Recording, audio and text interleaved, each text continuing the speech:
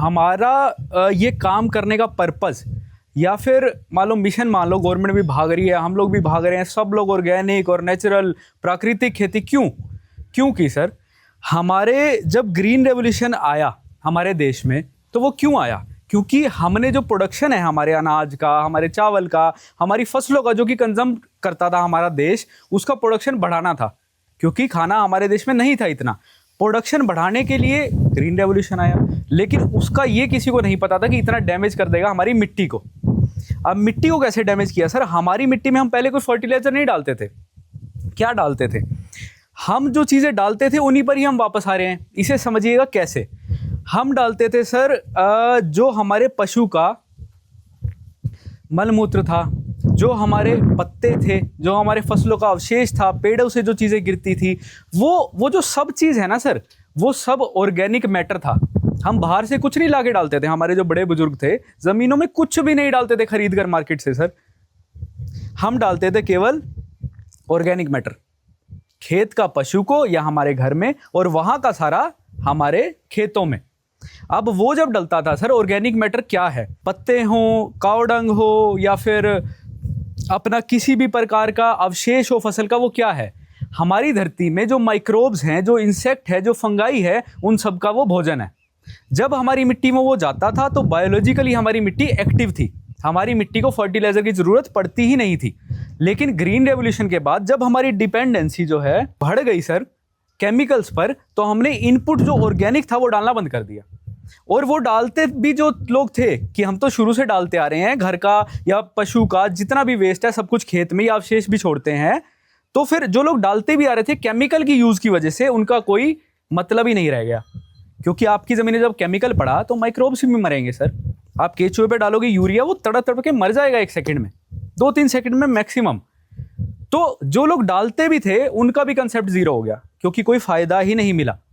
अब चूंकि हमारी फसलें भी बहुत अच्छी होने लग गई, हमारे को प्रोडक्शन और यील्ड भी बहुत अच्छा मिलने लग गया, हमारे को एमएसपी भी अच्छा मिलने लग गया, तो किसान ने सोचा अरे ये तो बहुत अच्छी बात है। और हम भी होते, हम भी यही सोचते अगर हम भी कर रहे होते तो।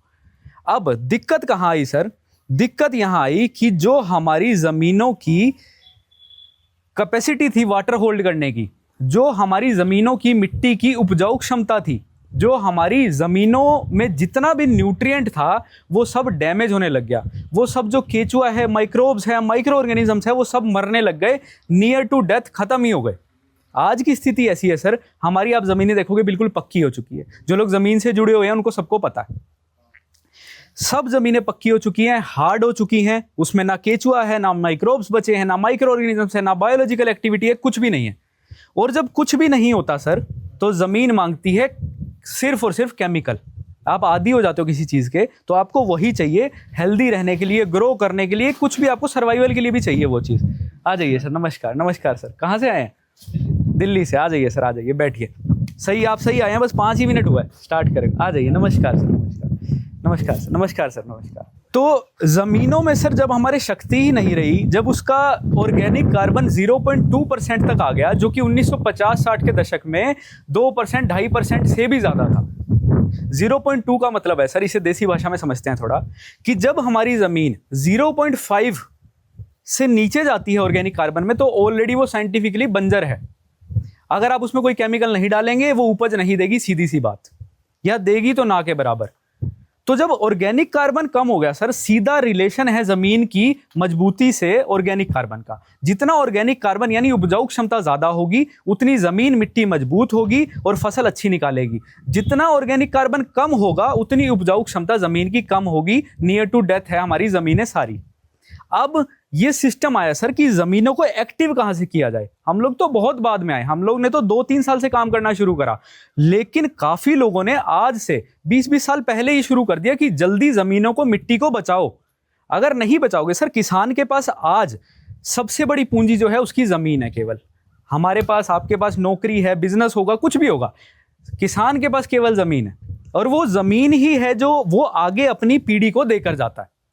और वो जमीन ही जब खत्म हो गई, जब खत्म होती जा रही है, जब उसमें फसल ही नहीं होगी, बंजर हो जाएगी। और काफी जगहों पर आप देखोगे, यूपी क्षेत्र में जाओगे, हरियाणा में देखोगे, बंजर हो चुकी जमीनें, पानी भरा हुआ है सर पिछली बारिशों का अब तक भी। तो जमीनें क्यों? क्योंकि वाटर होल्डिंग कैपेसिटी खत्म हो गई। अब जैसे जैसे किसान को ये चीज पता लगी, या फिर जिन लोगों को, बुद्धिजीवी जो लोग हैं, उन्होंने प्रमोट किया, अवेयर किया, तो किसान को, हमारे जैसे लोगों को ये लगा कि मिट्टी को तो बचाना पड़ेगा। ये एक ऐसा ही कोज है कि जिस पे ध्यान ना दिया गया तो आने वाले टाइम में हमारे पास ना तो खाना बचेगा, और ना ही हमारी जमीनें और मिट्टी बचेगी, ना ही एनवायरनमेंट बचेगा, क्योंकि पोल्यूशन भी हो रहा है ना साथ साथ। अब इसके लिए सर इंट्रोड्यूस हुई चीजें कि आप प्राकृतिक खेती कर सकते हैं, आप ऑर्गेनिक खेती कर सकते हैं, आप ऐसे बायो फर्टिलाइजर डाल सकते हैं जो कंपनीज ने बनाकर बेचे और सब चीजें करी, आप ये चीज डालो, वो डाल लो, सारे कंसेप्ट में फिर उलझ गया किसान। क्योंकि अल्टीमेटली कहते हैं ना, कटना तो खरबूजे नहीं है, नुकसान अल्टीमेटली किसान का होगा, क्योंकि मिट्टी उसकी, जमीन उसकी। अब उसके पास, आ जाइए सर, नमस्कार, कहाँ से आए? दिल्ली से, आ जाइए सर, बैठिए। अल्टीमेटली सर किसान फिर उसी चीज पर आ गया कि भैया जब मुझे इतना पैसा खर्च करना है इन चीजों पर, जब मुझे सही नॉलेज ही नहीं, अवेयरनेस ही नहीं, जब गवर्नमेंट नहीं मेरे को अवेयर कर रही, कोई लोग नहीं कर रहे, तो मैं क्यों झंझट में पड़ूं, मैं तो और यही करता रहूंगा, केमिकल खेती। तो आज आप मोस्टली जाएंगे ना, बीच में मैं आपको एक बात बता रहा हूं, वर्मी कंपोस्ट बेचने आम किसानों को, वो कोई नहीं लेता सर। आपको बिठाएंगे, चाय पिलाएंगे, अच्छे से बात करेंगे, पर आपसे खरीदेगा कोई नहीं। हमने खुद धक्के खा खाकर सर 1 साल तक ऐसे मतलब गांव छांड मारे हमने, कोई कुछ नहीं छोड़ा, आसपास का क्षेत्र पूरा। लेकिन आम किसान आपका ग्राहक नहीं है, क्योंकि वो लेगा ही नहीं, क्योंकि उसके पास अवेयरनेस नहीं है, स्पेंडिंग कैपेसिटी नहीं है, उसको कुछ उसमें कैश रिच क्रॉप नहीं उगानी, वो एज इट इज जो क्रॉप उगा रहा है वही उगाएगा और एमएसपी पर बेचेगा। वो भी अपनी जगह सच्चा है, उसको हम ब्लेम नहीं कर सकते। अब आते हैं वो किसान जिन्होंने ये चीज सीखी, अवेयर हुए और प्रोग्रेसिव सोच के साथ उन्होंने सोचा भाई हमारे को अपनी मिट्टी बचानी है। तब कंसेप्ट आया सर जीवामृत का, वर्मी कंपोस्ट का यानी केचुआ खाद का, निमास्त्र का, घन जीवामृत का।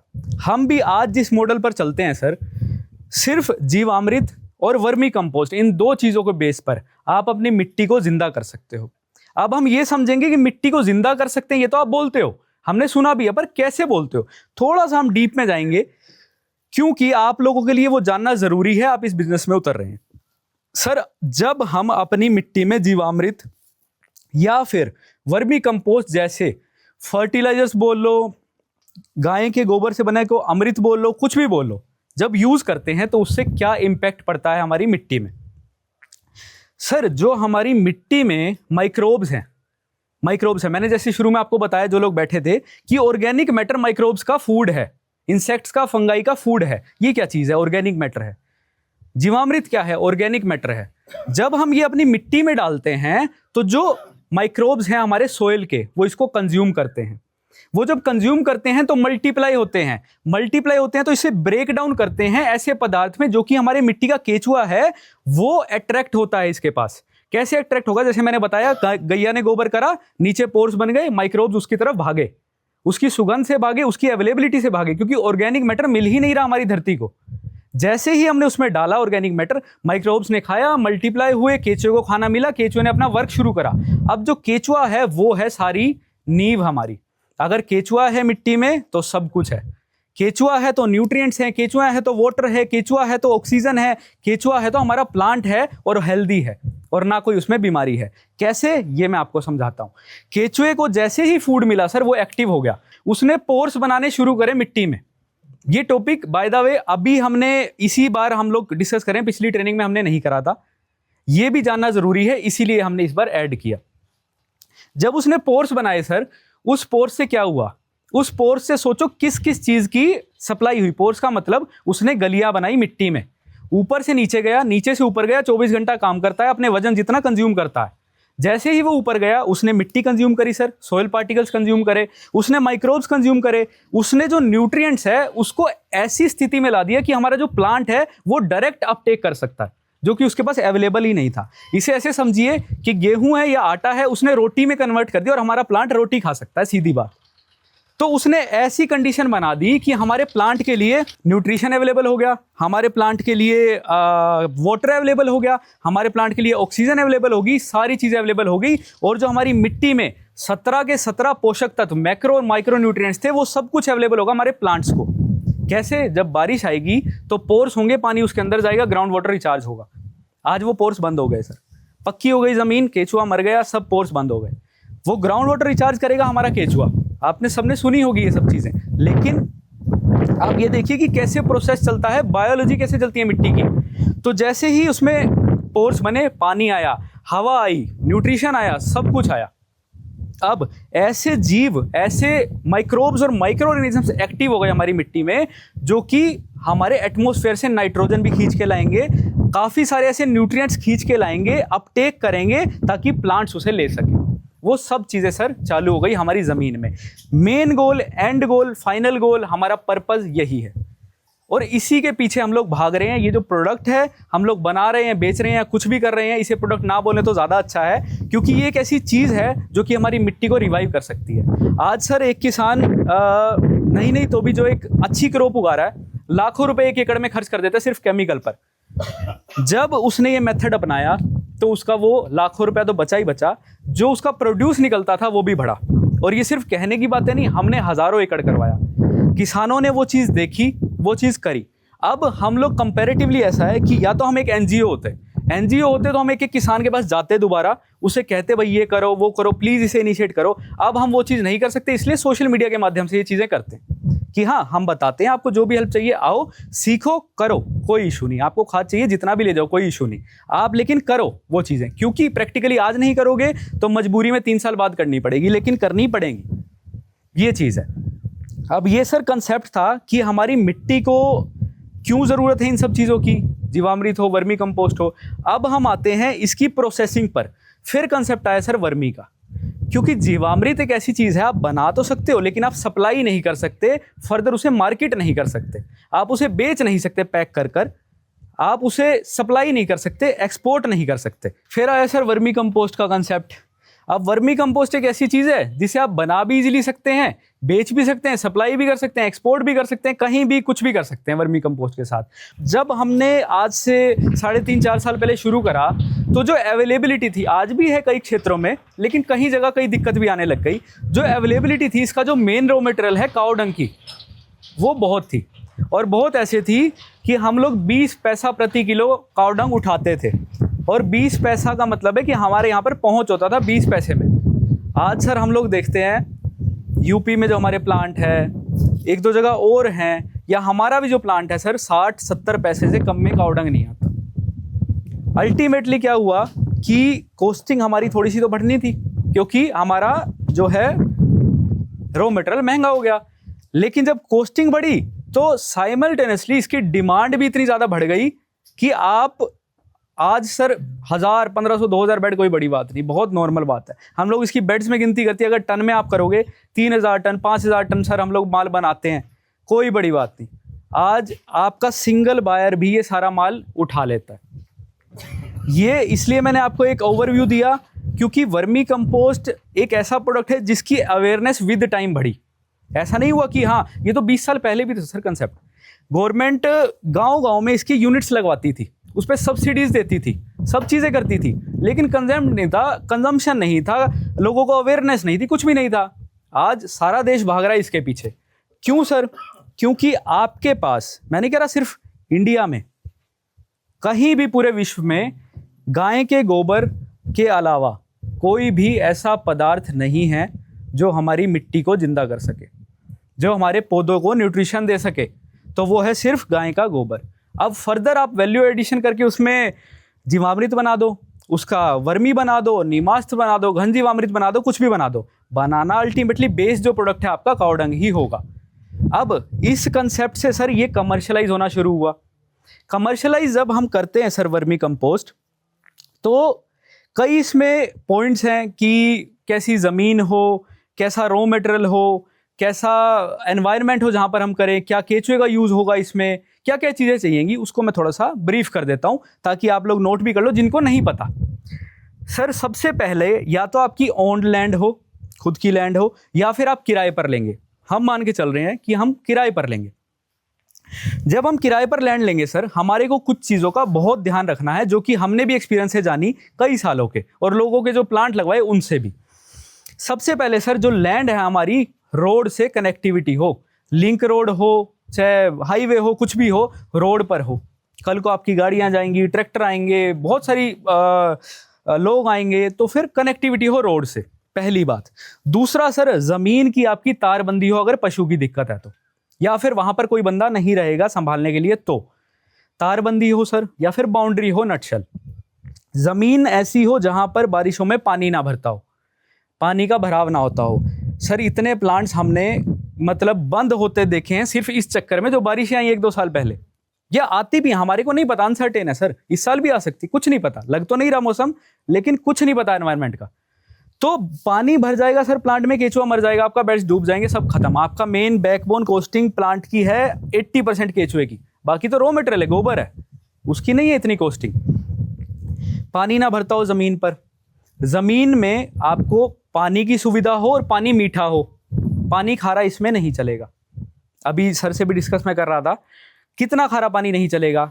पानी लो, एक उन्होंने एग्जांपल दिया बड़ा अच्छा, भाई फट ना जाए चाय बना रहे हो तो, है ना, दूध फट ना जाए या जो भी है वो देखो। दूसरा, पशु को पिला के देखो। हम लोग ये कहते हैं आप टेस्ट वेस्ट छोड़ो, नहीं कराना ना कराओ, पशु को पानी पिला के देख लो, पशु पी लेगा। कई बार पशु खारा पानी भी पी लेते प्यास में, तो आप खुद कंज्यूम करके देखो। आपको अगर लग रहा है भैया नहीं, बिल्कुल भी भाई रखा भी नहीं जा रहा, तो बिल्कुल उसमें नहीं कर सकते आप, उसमें केचुआ सर्वाइव नहीं होगा, मर जाएगा। या फिर कुछ भी नहीं समझ आता सर, टेस्ट है पानी का, फिर टेस्ट कराओ, सरकारी उसमें हो जाता है डिपार्टमेंट में, 10-15 रुपए आपसे लेते हैं, 3-4 दिन में रिपोर्ट दे देते हैं पानी की, ठीक है। रिपोर्ट भेजो हमारे पास, मेरे पास, मैं अपनी टेक्निकल टीम से चेक करवाऊंगा, आपको तुरंत पता लग जाएगा इसमें कर सकते हो क्या नहीं। पानी की, बिजली की सुविधा हो, फर्दर आप मशीनें चलाओगे, वहां पर सीलने वाली मशीन है, छानने वाली मशीन है, आपकी लेबर काम करेगी, रहेगा लोग यहाँ पर, तो बिजली की सुविधा हो। ये कुछ कंसर्न है जो कि मोस्ट इंपॉर्टेंट है। एक्चुअल में सर जो रिपोर्ट है ना वो मैं आपको शेयर कर दूंगा, टेक्निकल टीम अच्छे से बता पाएगी ये सब चीज़ें ना। और एक बार मैं सब चीज़ें बता दूं, फिर सवाल आप नोट कर लीजिए प्लीज़, एक साथ लेंगे, है ना। तो ये चीज़ है सर, ये तो है मैंडेटरी, जो चाहिए ही चाहिए हमारे को। अब इसके अलावा कुछ ऐसी चीज़ें हैं जिसमें हम लोग एडजस्ट कर सकते हैं, लेकिन अगर अच्छा है मिल जाए तो। पहली बात सर, जो आपका शहर है, मेन शहर, क्योंकि गांव में करेंगे हम सब लोग, मेन शहर है 10-12 किलोमीटर से ज़्यादा दूर ना हो, मैक्स 15 किलोमीटर। क्यों? क्योंकि आप माल सप्लाई करेंगे रिटेल में भी, नर्सरीज में भी सप्लाई करेंगे, कस्टमर को भी देंगे, तो सब चीज़ें हैं कि आप तक किसी स्टोर में भी बिकवाएंगे तो ट्रांसपोर्ट कॉस्ट हमारा ज़्यादा ना पड़े।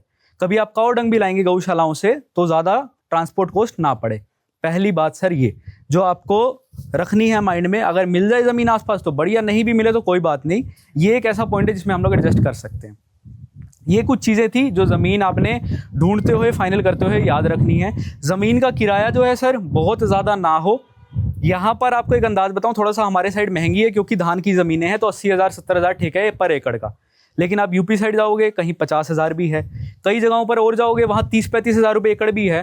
कोशिश करो 50-60 हज़ार से ज़्यादा ना हो, हमारी वायबिलिटी नहीं आएगी सर। जितना ज़मीन का किराया बढ़ेगा कॉस्टिंग बढ़ेगी हर चीज़ की, क्योंकि वो भी आपका पर केजी का कॉस्ट में ऐड होगा।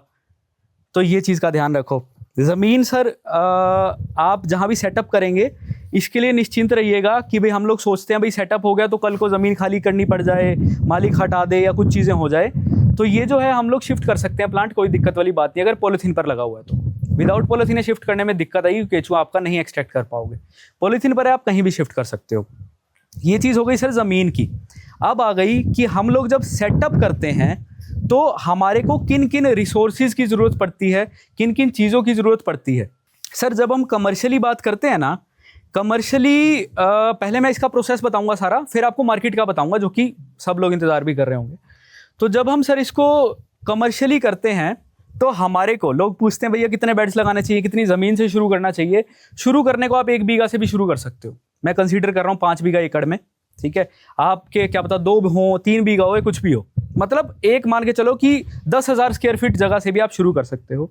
उसमें आपके ईजिली मान के चलिए 30 बेड लग जाएंगे।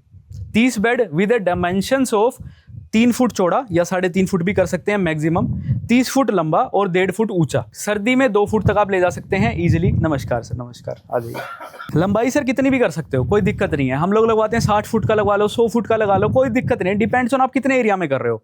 अभी हम 1.5 एकड़ का एक प्लांट सेटअप करवा रहे हैं हांसी में, है ना, उनकी लंबाई हमने 70-75 फुट रखी है, कोई दिक्कत नहीं। पंचकुला सेटअप हो रहा है, उनके पास भी 4 एकड़ जमीन है। डिपेंड्स ऑन आप कौन से टुकड़े पर कर रहे हैं, ठीक है। एक स्टैंडर्ड साइज है जिससे हमारे को मैथ्स का पता लगेगा, कितनी कॉस्टिंग आएगी, क्या खर्चा आएगा, क्या पर केजी कॉस्टिंग आएगी, तो हम 30 फुट का लेते हैं कि ताकि हमारे को पता लग जाए सब चीज़ों का। ये बेड सर मांगता है लगभग आपका 1500 केजी रॉ मटेरियल, ये सब बातें आपने शायद वीडियोस में देखी होंगी, थोड़ा सा ब्रीफ करूंगा मैं ताकि आपको सबको एक पता लग जाए चीज़ों का। 1500 केजीज यानी 15 क्विंटल आपका रॉ मटेरियल ये मांगता है। आप 18 क्विंटल भी डाल सकते हैं, थोड़ा सा वक्त बढ़ जाएगा केचुए को कंज्यूम करने में, क्योंकि खाना तो केचुए हैं सर। आप जितना डालेंगे उतना ही, अपना वजन, उसका कितना वजन होगा सर, किसी केचुए का 1 ग्राम होता है, किसी का 1.5 भी हो जाता है, किसी का मिलीग्राम से भी बहुत कम भी वजन होता है। तो जितना उसका वजन है उतना पूरे दिन भर में वो कंज्यूम करेगा आपका ऑर्गेनिक मैटर। अब बेड में तो हम लोग डालेंगे कल्चर, फॉर एग्जांपल 30 फुट का बेड है, उसमें 30,000 की गिनती में कल्चर डालेंगे, ज़्यादा भी हो सकता है, ऐसा जो हमारे को नेकेड आई से दिखेगा भी नहीं, लेकिन उसको कंज्यूम करने में 2.5 महीने का वक्त बेयर मिनिमम लगेगा ही लगेगा। हो सकता है क्लाइमेट कंडीशंस ऐसी हों जहां पर 3 महीने भी लग जाएं, और हो सकता है 2 महीने भी लग जाएं, डिपेंड्स ऑन। जिन जगहों पर 25 डिग्री सेल्सियस के आसपास टेम्परेचर रहता है वहां पर 2-2.25 महीने में खाद तैयार हो जाता है। मेरा एक प्लांट है सुंदरनगर में, हिमाचल में, वहां पर 2 महीना मैक्सिमम 2.25 महीने में खाद तैयार हो जाता है। क्यों? अमूमन 25 डिग्री सेल्सियस रहता है, हमारे यहाँ सर 45-47 तक भी जाता है, बेस में जाओगे तो 3-4 डिग्री तक भी जाएगा। तो ये चीज़ है, 2.5 महीने का टाइम आप बेयर मिनिमम लेके चलो एवरेज। ये 1500 केजी सर आपका रॉ मटेरियल मांगता है। अब रॉ मटेरियल आप इसमें मेनली जो हमारे को अवेलेबल होता है वो काऊ डंग है या बफेलो डंग है। आप और भी चीज़ें यूज़ कर सकते हो, कोई भी मैटर जो कि डीकम्पोजेबल हो, फल हो आपके, सब्जी हो, उसके छिलके हो, सब चीज़ें यूज़ कर सकते हो। लेकिन जी सर, पोल्ट्री वाला हाँ सर ईजिली कर सकते हो, बशर्ते उसमें मीथेन ना हो, वो ठंडा हो, कोई दिक्कत नहीं है सर, कर सकते हैं। अच्छा, वो सर रॉ मटेरियल जब आप कमर्शियली करते हैं ना, तो सब्जी के छिलके और वो वेस्ट इकट्ठा करना और सब चीज़ें करना वो नहीं फीजेबल चीज़ें। तो हम वो चीज़ देखते हैं जो हमारे को कमर्शियली अवेलेबल है, पोल्ट्री है या काऊ डंग है या बफेलो डंग है। आ जाइए सर, आ जाइए, बैठिए। तो ये चीज़ों पर हम फोकस करते हैं कि हमारे को मिल भी जाता है इजीली, रेट भी कम मिलता है, अवेलेबल भी है छोटे छोटे गाँव में, हर जगह सब कुछ है इसका। अच्छा, ये सर इसके बाद में जैसे सर ने एक सवाल किया, एक ये भी डाउट होता है कि किसी और एनिमल का एक्सक्रीटा, किसी भी लिविंग ऑर्गेनिजम्स का एक्सक्रीटा आप इसमें यूज कर सकते हो। केचुआ सब कुछ कंज्यूम करता है, बस एक शर्त है उसमें गर्मी ना हो, मीथेन गैस ना हो, तो केचुआ उसको कंज्यूम कर लेगा। किसी को 2 महीने में, किसी को 2.5 में, किसी को 3 में। सब्जी फल के छिलके बहुत जल्दी कंज्यूम करता है, क्योंकि रेडी टू मतलब डाइजेस्ट उसको इजीली होता है कंज्यूम। आप उसमें टमाटर रख के देखना, एक्सपेरिमेंट जो लोग करेंगे, टमाटर को सर इतने अच्छे से खाता है कि उससे जो सबसे फेवरेट जो उसका है ना फूड, टमाटर है, यूं मान के चलो। केचुआ किसका मैं आपको बताऊंगा, ये भी यूज कर सकते हो, लेकिन कमर्शियली काऊ डंग। इसके बाद सर 1500 किलो आपने रॉ मटेरियल डाल दिया, एक 30 फुट के बेड में आपका 30 किलो केचुआ डलता है, यानी एक रनिंग फुट में 1 किलो।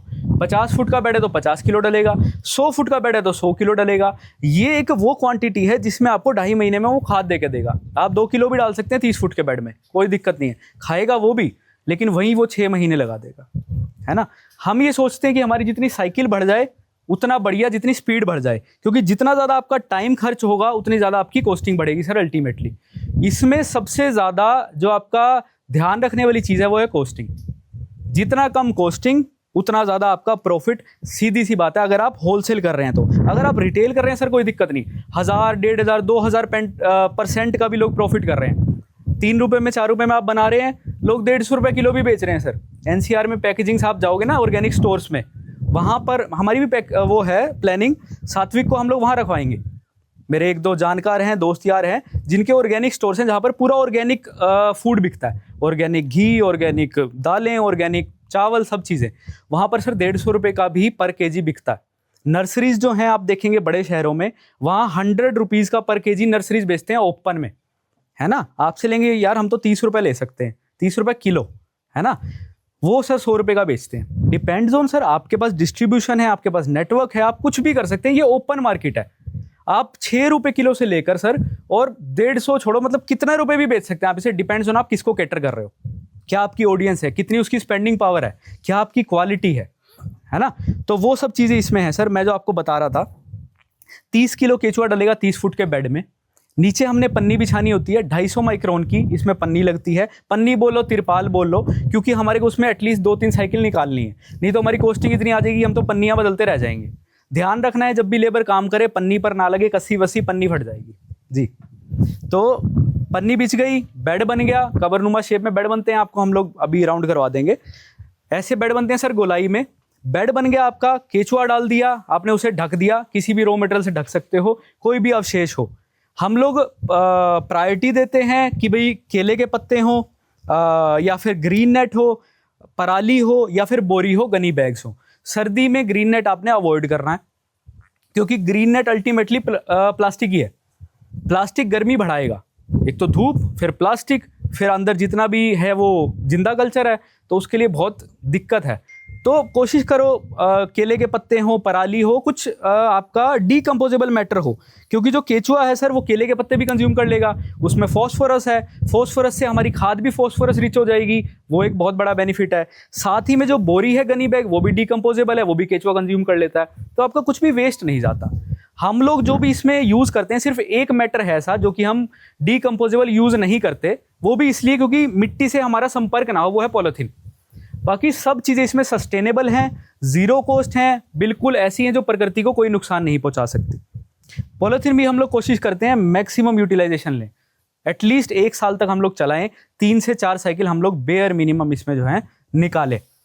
सर अब इसके बीच का जो सबसे क्रिटिकल पॉइंट है जो आपको ध्यान रखना है, कुछ भी ध्यान न रखना, सारी बातें भूल जाना, एक बात जरूर याद से ध्यान रखना, वो ये है कि आप जो कावडंग ला रहे हो ना, पहला वो पक्के फर्श का हो सर, वो कच्चे फर्श का नहीं चलेगा, क्योंकि उसमें आएगी मिट्टी। जब आप सेल करोगे वो सेल नहीं होगा, सबसे बड़ी दिक्कत आएगी वो। पक्के फर्श का सर कावडंग हो, रॉ मटेरियल हो, और साथ ही साथ जो आप लें 15 दिन से मैक्सिमम 1.5 महीना पुराना हो कावडंग, उससे ज़्यादा पुराना ना हो, क्योंकि उसमें डीकम्पोजिशन प्रोसेस ऑलरेडी स्टार्ट हो चुकी होती है। तो 15 दिन का ले लो या 1.5 महीने का ले लो, इससे ज़्यादा का ना लो। अगर आपको ताज़ा मिलता है, कई गौशाला ऐसी है भाई हम तो रोज़ की 1 ट्राली निकालते हैं, या डेयरीज ऐसी हैं, तो ताज़ा दे दो भैया, कोई दिक्कत नहीं, अपनी ज़मीन पर गिरवा लो, 15 दिन यहीं पर छोड़ दो, 10 दिन कुछ भी ना करो, पानी भी ना डालो, कोई दिक्कत नहीं है। ये भी हम लोग शुरू में बोलते थे कि 15 दिन लगे रहो पानी डालना, ढेरी बनाकर, नहीं ज़रूरत। विद टाइम हमने ये चीज़ें देखी, आप गोबर लाओ, छोड़ दो 10-15 दिन। 15 दिन में सर क्या होता है उसके अंदर, मैं आपको बताता हूँ। उसमें से नेचुरली आपकी जो गर्मी है ना वो निकलनी शुरू हो जाती है, थोड़ा सा वो डीकम्पोज होना शुरू हो जाता है। उसमें भी तो हजारों करोड़ों अरबों माइक्रो ऑर्गेनिजम्स है सर। माइक्रोब्स क्या करेंगे, एक्टिव है सर, वो तो गोबर में, कच्चा गोबर है, कावडंग है, वैसे भी गैया का गोबर है, तो कितने माइक्रोब्स होंगे उसमें, तो वो ऑलरेडी डीकम्पोज शुरू हो जाता है। 10 दिन आपने रख लिया उसको, फिर आपने 1 हफ्ता लगातार पानी डालना है। एक थंब रूल है कि 14 बार इसमें पानी लगना चाहिए इसे ठंडा करने के लिए। 14 बार का मतलब है या तो 7 दिन में सुबह शाम लगा दो, या 14 दिन रोज आप उसमें जी भर के पानी लगा दो। इसमें जब आप पानी डालते हैं सर, तो एक लिक्विड निकलता है लाल रंग का, जो गोबर का पानी है, उसमें झाग निकलती है जो कि मीथेन गैस है। तो ये प्रोसेस है सर। 7 दिन आपने ठंडा कर लिया, उसमें 2 आपके पास ऑप्शन है ठंडा करने के। पहला, जो ढेरी है उसमें एक कुआं सा बनाओ, उसको भर दो, पूरा ऊपर तक तालाब बना दो, वो नीचे से रिश्ता हुआ निकलता जाएगा, आपकी मीथेन गैस लेता जाएगा, गर्मी लेता जाएगा। दूसरा ऑप्शन, आप ऐसे बेड बना दो, ये तो अंदर वाले बेड हैं सर केचुआ ब्रीडिंग के लिए, बाहर वाले बेड हम लोग बनाएंगे जिसकी 3 फुट चौड़ाई होगी। वैसे बेड बना दो और उसे फिर ठंडा कर दो 7 दिन का, सुबह शाम पानी डालकर। जी, हाँ, 7 दिन आपने ठंडा कर दिया। अब ठंडा कैसे हुआ या कब हुआ कैसे पता लगेगा, केवल एक ही इलाज है सर, आपका हाथ। जाओ उसमें देखो, आपके हाथ पर ये जो जगह है ना, यहाँ पर आपको बहुत सेंसिटिव है ये जगह, यहाँ पर आप रखोगे आपको पता लग जाएगा। अगर ठंडा फील हो रहा है तो ठंडा है, गर्म फील हो रहा है गर्म है, अगर कुछ भी फील नहीं हो रहा है, न्यूट्रल फील हो रहा है, तो मतलब अभी और पानी की जरूरत है, उसमें ठंडा नहीं है। क्योंकि गोबर ऐसी चीज है सर, गर्म भी ऐसा फील होगा कि हाथ जल जाएगा बहुत गर्म होगा तो, और ठंडा भी ऐसा फील होगा कि बहुत चिल्ड है, कि जैसे फ्रीजर में हम लोग ने हाथ रख दिया। तो दोनों क्राइटेरिया आपको हाथ डाल के पता लग जाएगा, कोई इसके लिए मीटर नहीं चाहिए, कुछ नहीं चाहिए। आपका ठंडा हो गया कावडंग, तुरंत सर उसमें केचुआ डाल दो, सिंपल। आपको सिर्फ यही जो ध्यान रखना है, जो क्रिटिकल पॉइंट था, सिर्फ यही था कि कावडंग रॉ मटेरियल आपका ठंडा हो, गर्म होगा सर, आपने केचुआ डाल दिया, मर जाएगा, सब खत्म आपका प्लांट। क्योंकि आपकी जो मेजर कॉस्टिंग है 80% वो केचुए की ही है। आपने केचुआ डाल दिया, इसे ढक दिया, आपका प्रोसेस शुरू हो गया खाद बनने का। अब 3 महीने का ये प्रोसेस है सर। 3 महीने आपने क्या करना है, आपका मेजर काम कुछ नहीं है। 3 महीने 2.5 महीने केचुआ अपने आप से खाएगा, आपकी एक तरह की वो मान लीजिए कि मशीनरी है ये, कि अपने आप से वो कंज्यूम करेगा, वो आपको खाद तैयार करके देता जाएगा। आपको हम लोग एक चीज़ सजेस्ट करते हैं कि बेड लगने के 25 से 30 दिनों में उसमें काट लगवाओ। काट का मतलब है, बेड आपका 1.5 फुट का है, ऊपर का जो 1 फुट है उसको आपने उलट पुलट कराना है। जब आप उसको उलट पुलट कराते हैं तो बेड आपका डिस्टर्ब होता है। जितना आप केचुए को अनईजी करोगे, मतलब उसको हिलने का मौका दोगे, उसमें ऑक्सीजन का संचार होगा, उसमें पानी पूरा अंदर तक पोर्स तक जाएगा, उतना जल्दी फास्ट और अच्छा काम वो करेगा। तो आपने काट लगानी है पहले 25-30 दिन में। आप जैसे ही काट लगाएंगे आने वाले 10 दिनों में आपको खाद बनता तैयार होता दिखता जाएगा।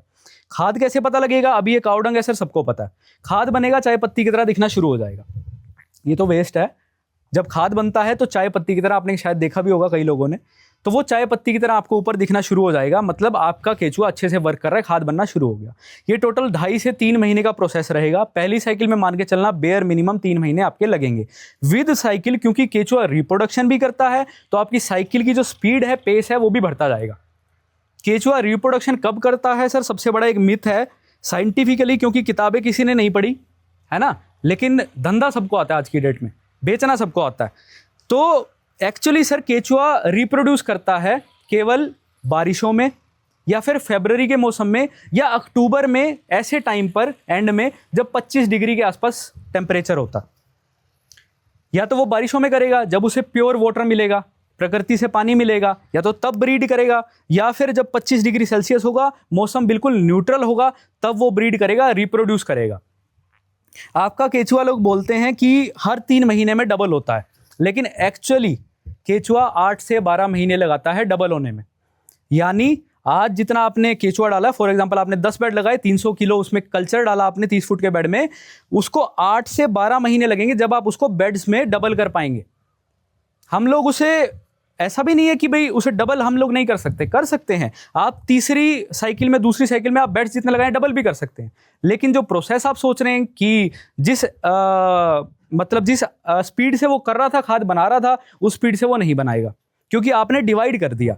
आपके पास तो उतना ही काव डंग है और उतना ही केचुआ है उसके लिए जितना चाहिए, लेकिन आपने उसके डबल कर दिए बेड्स, तो फिर उसका टाइम अल्टीमेटली बढ़ जाएगा।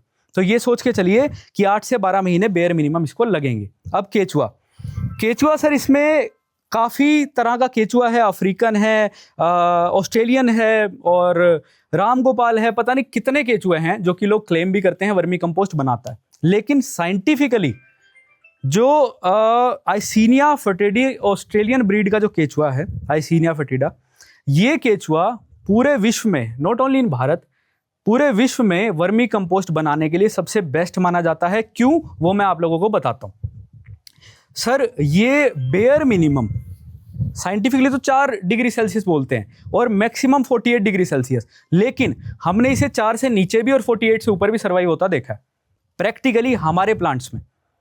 4 डिग्री से 48 डिग्री तक ये सर्वाइव करता है सर।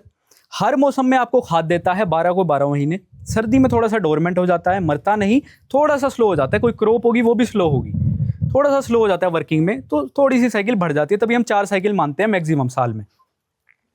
ये केचुआ सर रिप्रोडक्शन इतनी तेज करता है, स्पीड में करता है, आप ये समझिए कि आपने आज जो मशीनरी लगाई वो हर साल या हर 8 महीने में आपकी डबल हो रही है। वो केवल ये एक ही ऐसा केचुआ है। आप अफ्रीकन भी लोग यूज करते हैं वर्मी कंपोस्टिंग में, ना तो वो खाद सर 2.5 महीने में तैयार करता, ना ही वो रिप्रोडक्शन इतनी जल्दी करता, ना ही उसका सर्वाइवल इंस्टिंक्ट इतना बढ़िया है, ना ही वो ऐसी क्रिटिकल वेदर कंडीशंस में सर्वाइव कर सकता। इसीलिए हम लोग जो है आइसीनिया फर्टिडा ऑस्ट्रेलियन ब्रीड का यूज करते हैं। अब हम लोग को भी पता है, जिनको इसकी नॉलेज है उनको भी पता है कि जो हमारा देसी केचुआ है वो हमारी प्रायोरिटी होनी चाहिए यूज़ करने को। वो भी खाद बनाता है सर, कोई डाउट नहीं है। कई प्रजातियाँ ऐसी है जो उसमें खाद बनाती है। जो सर बता रहे थे कि आपके बेड्स में आ गए, वो वही केचुए हैं जो कि कंपोस्ट या ऑर्गेनिक मैटर भी खाते हैं। कोई एक केचुआ नहीं, हज़ारों केचुए हैं, हज़ारों प्रजातियाँ हैं। तो जो आपके बेड में आया वो वाला केचुआ है, लेकिन उसकी ब्रीडिंग, इसकी तो हम ब्रीडिंग कर रहे हैं, बेच रहे हैं, सेटअप्स करा रहे हैं, सब चीज़ पॉसिबल है, उसकी ब्रीडिंग पॉसिबल नहीं है। जो हमारा देसी केचुआ है, आप चाह कर भी उसकी ब्रीड नहीं कर सकते, उसको आप बनाकर बेच नहीं सकते, क्योंकि वो नेचुरली काम करता है, अपने हिसाब से काम करता है। आप उसे खरीद नहीं सकते। आप कोई भी गूगल करना या किसी के पास भी देखना, कभी आपको मिलेगा नहीं कि आप 2 किलो खरीद लो, नहीं। आइसीनिया फर्टिडा खरीद सकते हो, ऑस्ट्रेलियन खरीद सकते हो, राम गोपाल खरीद सकते हो, ये सब चीज़ें आप खरीद सकते हो। अब डिमांड का सर मैं आपको बताता हूँ, सबसे जो मेजर पॉइंट है, आप लोग इंतजार भी कर रहे होगे, इसे ऐसे समझो सर एक कि आप छोटी सी फैक्ट्री सेटअप कर रहे हो, ₹1,00,000, ₹2,00,000, ₹3,00,000 लगाकर। इतनी सी पूंजी में आपने कोई चीज़ सेटअप कर ली, पहले तो ये बड़ी बात है ना, वो भी मैन्युफैक्चरिंग की। दूसरी बात, जब आपने सेटअप कर ली तो आपने प्रोसेसिंग सीख ली उसकी।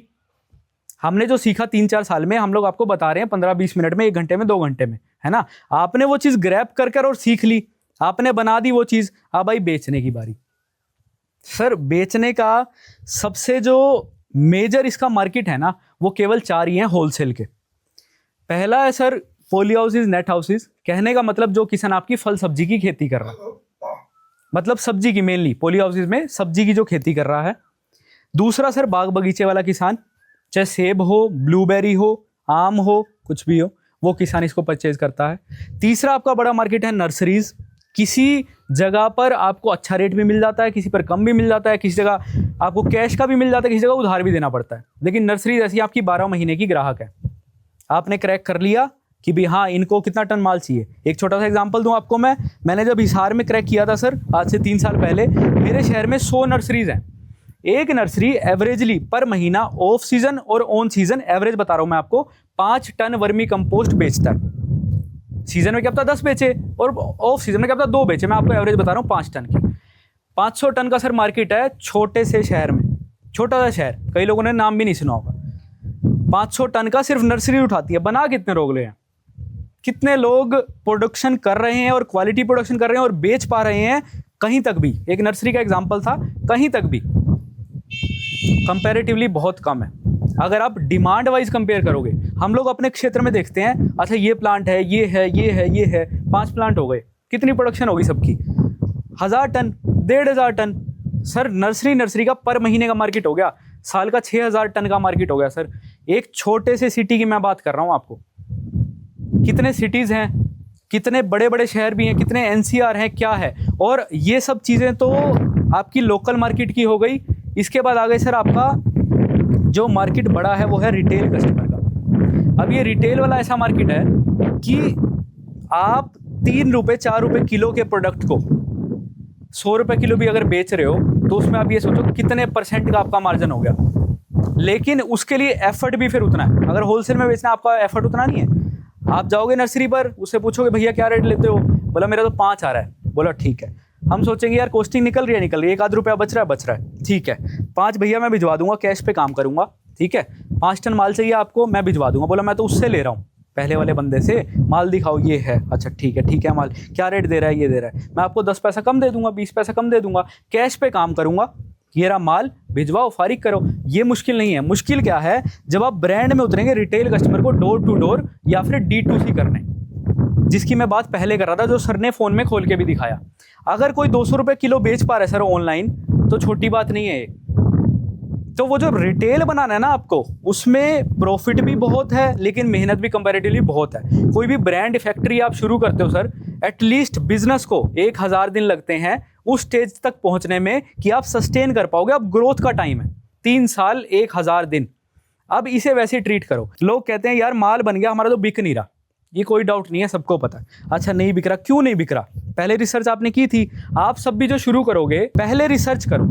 आपके एरिया में नर्सरीज हैं sir, poly house, net house है, बाग बगीचे हैं, रिटेल कस्टमर है, बीज भंडार है, दुकानें हैं, रिटेल स्टोर्स होंगे, वहां पर रिसर्च करो। 2 दिन, 4 दिन, 5 दिन, 10 दिन अपना देखो सर कि क्या वहां पर डिमांड है कि नहीं। जिस एरिया में हम लोग बैठे हैं, यहाँ सर पहले बुक हो जाता है माल। हर साल मैं कैपेसिटी डबल करता हूँ अपने सारे प्लांट्स की। मथुरा वाले प्लांट से आलू वाली खेती में भेज के वहां से माल मंगवाता हूँ। भले ही किराया इतना लग जाता है कि एट पार मुझे पड़ता है, फिर भी, क्योंकि जिस एरिया में हम लोग बैठे हैं, यहाँ स्ट्रॉबेरी भी है, यहाँ पॉली हाउसेज भी हैं, यहाँ बाग बगीचे भी हैं, यहाँ कीनू की खेती भी है, यहाँ FPOs भी हैं जो हज़ारों एकड़ में खेती करके एक्सपोर्ट कर रहे हैं। सब चीज़ें हैं यहाँ पर। ये चीज़ आपने अपने एरिया में जो है फिगर आउट करनी है और देखनी है।